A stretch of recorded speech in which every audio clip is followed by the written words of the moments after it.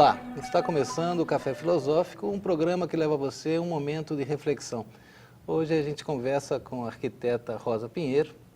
Tudo bem, Rosa? Tudo bom. Bom, a ideia é conversar um pouco sobre uma notícia que apareceu nos jornais, na mídia, durante a Copa, mais ou menos, que foram algumas manifestações que você e esse coletivo, o Comitê Popular da Copa, me parece, não é? E que era um movimento, pelo menos nesse ponto que eu assisti, questionando sobre um projeto de ampliação da Avenida Roberto Freire, do engenheiro Roberto Freire. Queria que você falasse um pouquinho sobre isso e obrigado pela tua presença. Eu que agradeço. Bem, o Comitê Popular da Copa, né, é uma articulação que ela foi criada, a exemplo de articulações que foram também criadas em todo o Brasil, especialmente nas cidades que sediariam as Copas, né? Então, vem de final de 2010 e foi se criando corpo, né, forma, em 2011 e permanece até hoje, inclusive após a passagem da Copa, mas que os problemas eles continuam, né, as obras inclusive continuam, e o comitê ele teve uma pequena transformação no nome. Então agora ele está se auto-intitulando Comitê Popular Natal de Direitos, né? Então, durante esse período da Copa, se chama assim, a ideia geral é que, olhando o que acontecia nos outros países, né, esse legado da Copa que existia nos países que sediaram Copa, então, muitas vezes ocorria com muitos prejuízos a certos segmentos, né, da população, principalmente através das desapropriações, né, a exceção dos direitos, ou seja, os direitos, né, que estão constituídos, eles deixam de existir ou não são exercitados durante aquele período para poder viabilizar certas ações, né, com vários prejuízos para a população. Sobretudo, o que a gente está falando aqui são obras de mobilidade, de desapropriações para que passe uma avenida, para que... Exatamente. Isso, né? Então, nesse contexto, essas obras, a preparação dessas cidades-sedes para os Jogos da Copa, elas foram pensadas em realização de obras, de melhorias para a mobilidade, né?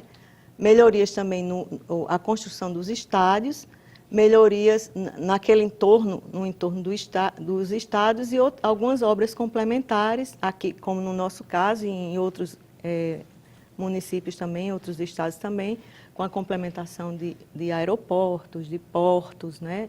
Sim. E algumas ações voltadas para ampliar ou melhorar a capacidade de receber o turista, quer dizer, dos empreendimentos de turismo, né? Então, não fugindo da regra, Natal teve todas essas ações, né? E, particularmente, quer dizer, quando o comitê veio a se organizar, algumas ações já tinham passado, né? Já tinham sido concretizadas, é como se fosse leite derramado, né?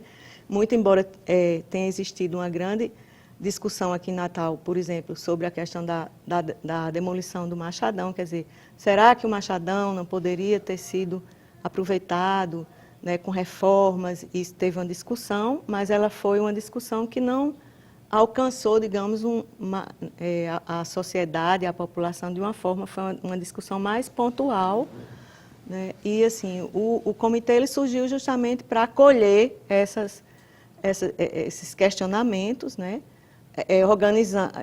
Organizar, articular esses movimentos variados, né, que trabalham a questão dos direitos humanos, né, as questões ambientais, né, os ambientalistas, e são várias as instituições que fazem, né, que colaboram, que fazem parte, e para focar, né, e criar, digamos, uma agenda para discussão desses problemas, né.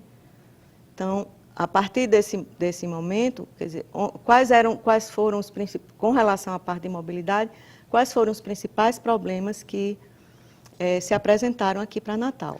Mas, por um lado, havia algo previsto, né? Que era pelo menos uma coisa que chamou bastante atenção, quando saiu a ideia que Natal seria a sede, que haveria um veículo leve, uma espécie de um trem, né?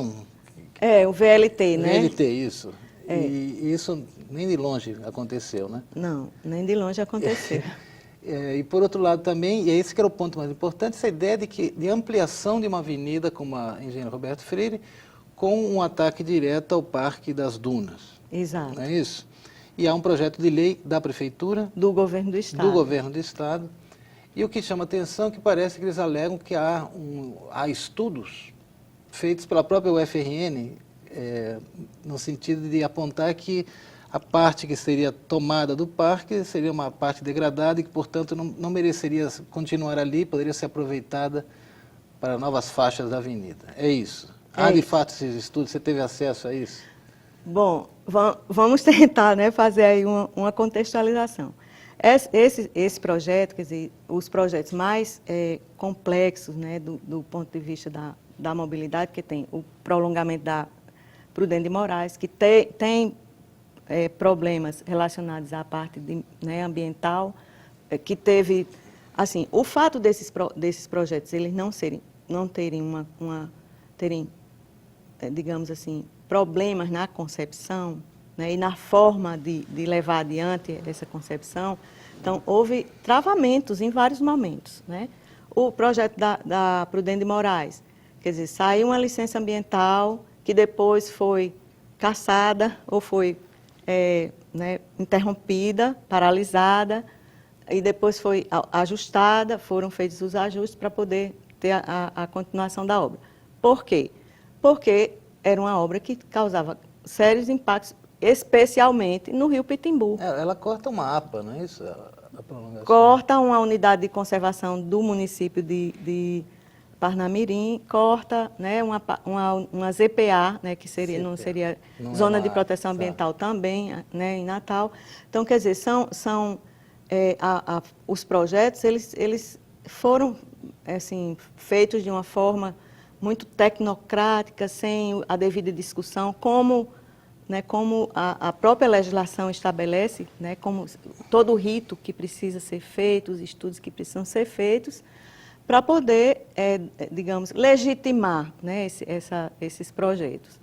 E então teve problema. O projeto também de reestruturação da Avenida Capitão Mor Gouveia, ou seja, não só da Capitão Mor Gouveia, mas ali, Viaduto da Urbana, aquela área do quilômetro 6, que Felizardo Moura, e depois vindo para a Capitão Mor Gouveia, que vai se encontrar ali no entroncamento, no entorno da Arena das Dunas, previa uma desapropriação de mais de 400 famílias.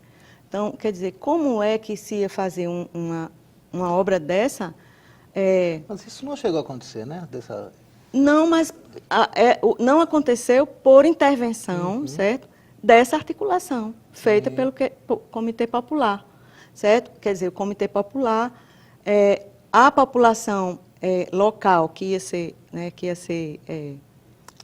afetada, criou uma associação, Potiguar dos Atingidos pelas Obras da Copa, e o comitê deu suporte, né, a essa associação para lutar contra, né, o desalojamento dessas famílias, assim, de uma forma, os estudos diziam as desapropriações inevitáveis. Inevitáveis, né? Era inevitáveis. Era assim que o estudo de estudos impacto de ambiental, estudos de verdade apresentados em audiência pública. Eu queria conversar então com o pessoal que fez realmente esses né? estudos. Assim, esses estudos eles foram feitos, nesse caso que eu estou me referindo, por equipes contratadas ou mesmo das próprias secretarias do município, né? Então, mas assim, um estudo ambiental que era utilizado para identificar os impactos e tal, na hora que via os impactos do desalojamento das famílias, dizia inevitáveis, né? Então, assim, quais foram outras alternativas que existiam? Então, com isso nós fizemos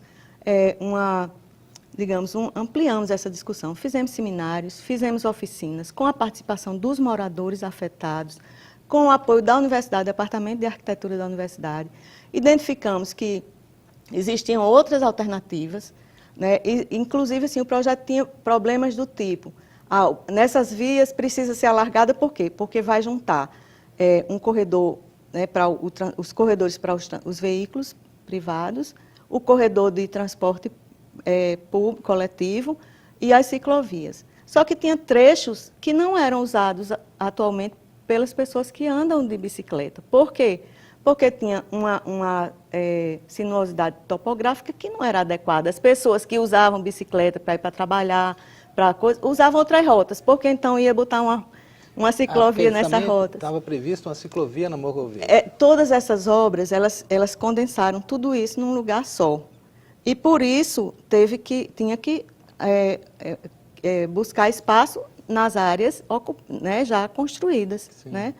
Então, o que a gente começou a discutir, envolvendo o Ministério Público, né, que eu acho que deu uma força também na própria discussão. O Ministério Público, mas eu ia te perguntar, nesses seminários que vocês promoveram para debater, chamar a população, a Prefeitura foi chamada? A Prefeitura sempre foi chamada. Antes dos seminários, foram muitas reuniões que foram agendadas, né, assim, apontando, olha, existe necessidade de mostrar alternativas, esses problemas, né, quais são os problemas que existem, inclusive do ponto de vista dos direitos. Né? A população, o Plano Diretor de Natal, ele coloca, né, tem a necessidade de ter o plano, a política de mobilidade urbana, né, o plano, a última reforma no Plano Diretor de 2007 diz que até 2009 essa política devia estar construída.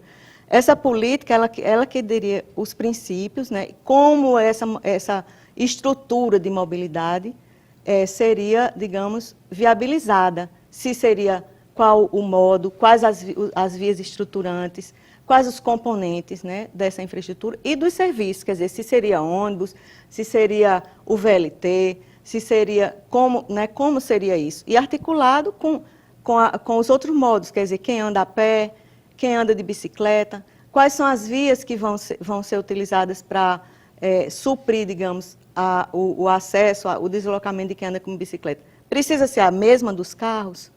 Quer dizer, são coisas que precisam ser discutidas, né? Que precisam ser analisadas no espaço, no cotidiano da cidade. Rosa, e faixas para ciclistas ou preferências para ciclistas, em Natal tem muito pouco, né? Tem muito pouco, né? E, por exemplo, esses projetos, como eles vão, digamos, eles ficam restritos a esses corredores, quando termina o corredor não tem mais conexão, então salve-se quem puder, né? Ande de bicicleta aqui, depois salve-se quem puder, né?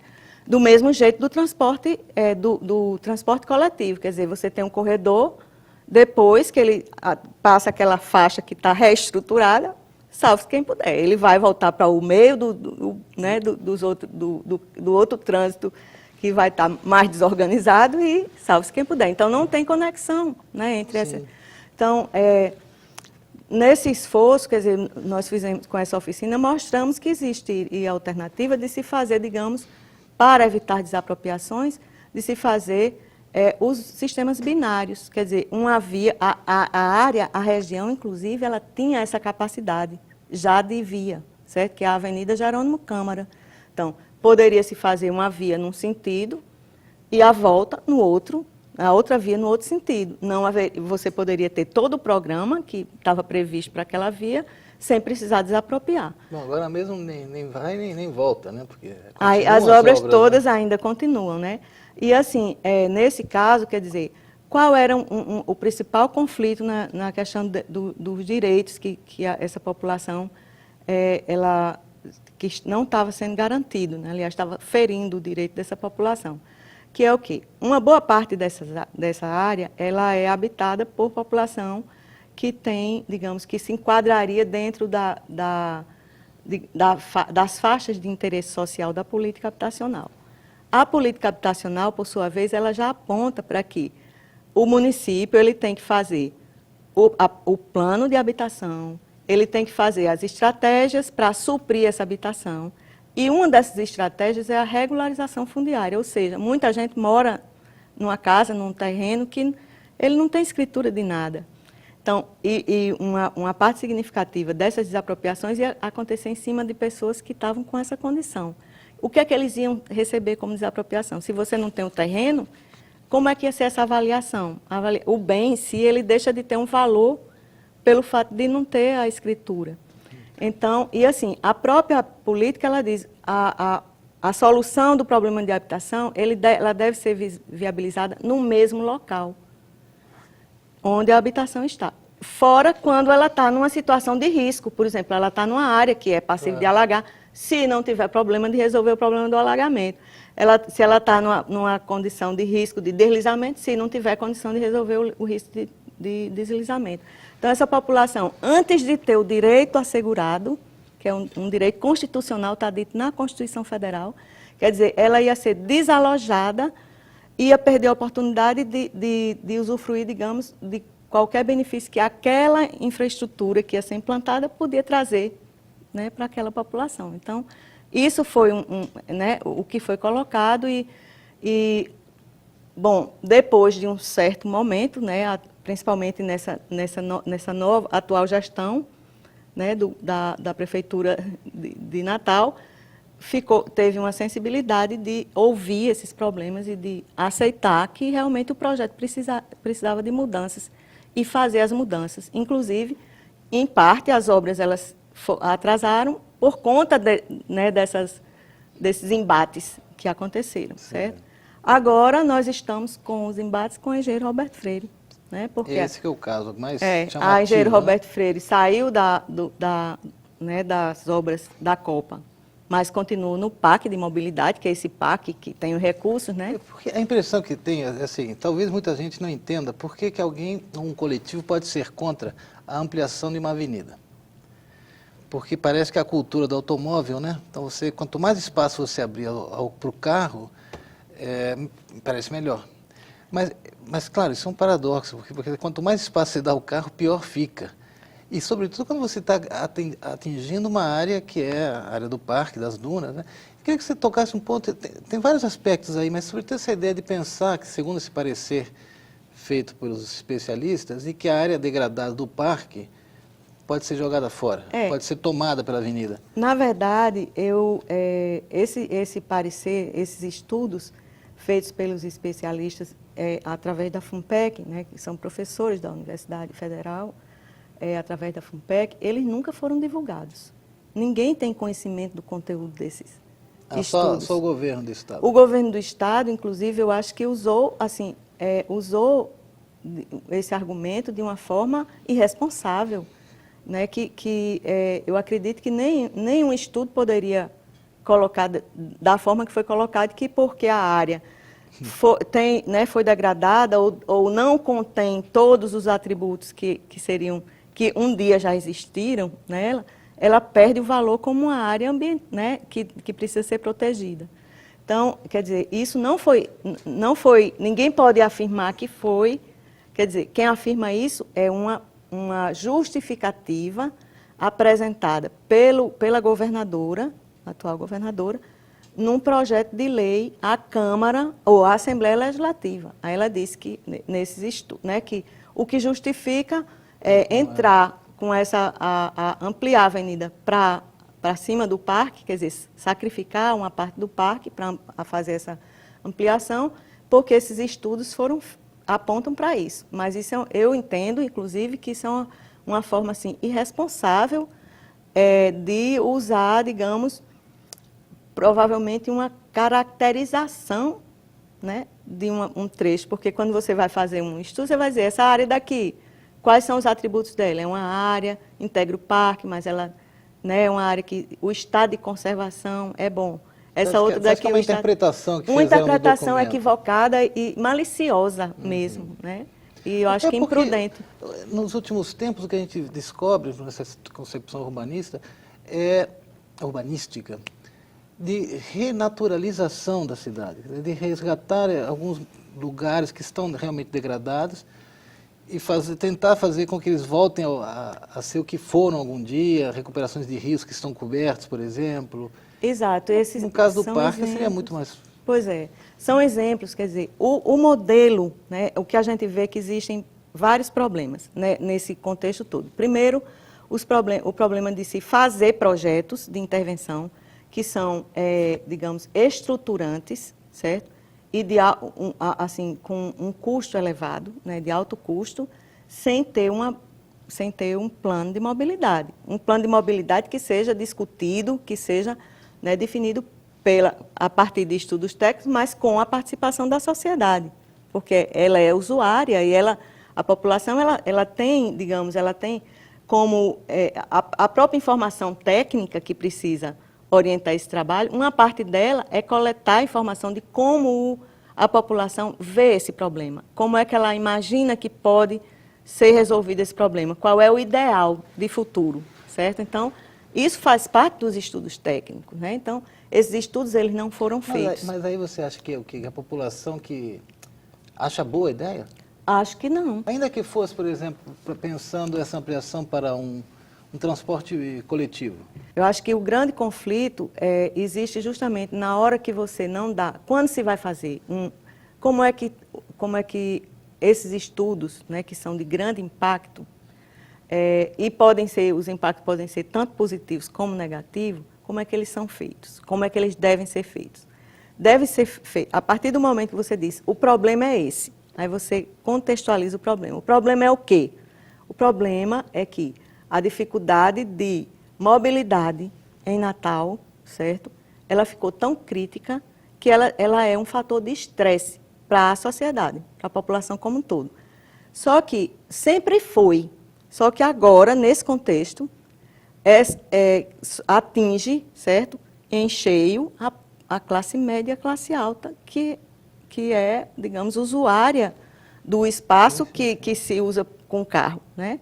Claro. Quer dizer, então, porque as pessoas agora moram fora da cidade, né? Pois é. Então, assim, por conta desse segmento que está sofrendo essa pressão, esse estresse, né, muito firme, porque é um desconforto, né, tem a questão da própria segurança no trânsito, a questão de acidentes, a própria violência, o tempo que você gasta, né? Antes você almoçava em casa, né?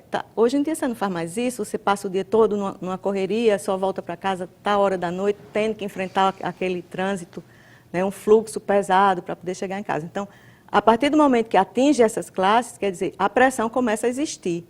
E aí como é que você resolve? Quer dizer, o problema é esse. Então, como é que a gente resolve isso?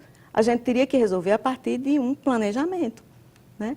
De definir como é que a gente pode resolver esse problema, escolhendo os modos, a estrutura. Mas é que já não condiz, não é, Rosa? Porque a pessoa que mora num condomínio fora da cidade, esses condomínios fechados, ele vai ter que sair com o carro dele, quando chegar aqui, ele vai se encontrar com que o vizinho, mais 3 mil, estão fazendo a mesma coisa. Mas, por exemplo, se a gente discute que é inviável, certo? Abrir rua, porque senão você vai desmanchar a cidade constantemente. Você abre hoje 6 corredores, 12 corredores, como é que está sendo previsto lá. Daqui a 10 anos você vai ter que abrir mais 12. Exato. Então, daqui a pouco não vai existir cidade, só pista. Eu acho que esse é um ponto que talvez tem que ser realmente esclarecido e levado à E assim, população. A gente, todo mundo, eu acredito que vê, né, que tem condição de ler, de pesquisar, de ver filmes e viajar também, olha, e quais são os modelos que estão sendo utilizados pelas cidades que passaram, né, porque a gente está chegando nesse problema, porque a gente está chegando a 1 milhão de habitantes, né? Então, uma cidade menor, geralmente ela vai ter uma dinâmica que, né, permite. Então, a gente vai começando a ter uma concentração grande, de população na cidade. E no entorno imediato, né, que seria a região metropolitana. Eu estou achando engraçado porque o pessoal que mora no interior conta o progresso da cidade pelo número de sinais, né? Então, a minha cidade já tem 6 sinais, a outra tem só 4. Né? Ou seja, o carro, a presença do automóvel, ela já é uma marca de um progresso, de status. Né? E aí você fala, tá certo, tem que ter um olhar para fora para ver como é que as grandes cidades estão resolvendo isso, né? E a gente vê que resolve como? Priorizando o transporte público, colocando estruturas de mobilidade. Quer dizer, as estruturas de mobilidade não são só as vias. Na hora que você tem, digamos, fluxos que podem vir, por exemplo, das cidades vizinhas de Natal, e que concentram estacionamentos, né? Você anda uma parte no seu carro, ou de bicicleta, ou a pé, certo? Como for, dependendo da sua necessidade, para seu carro num lugar, pega um transporte público. Tem que ter conforto para isso. né? Porque senão a população não, que tem, digamos, esse poder aquisitivo, que ela está no carro dela com o ar-condicionado ligado, não vai querer ficar numa Mas isso é muito complicado, porque é um lugar onde também não temos trens, nem Pois metrô, é, mas por que nem... vamos investir, certo, numa estrutura, provavelmente, assim, com pouca coisa, poderia se resolver temporariamente alguns gargalos, né, com pouco recurso, mas deixar os recursos para serem usados num projeto mais amplo. Quer dizer, se colocarmos o trem, certo? O VLT, que leva muito mais gente, que pode usar modo, né, energia limpa, que pode... O VRT ou o BRT, que é um sistema de trem ou de ônibus articulado com vários, né, com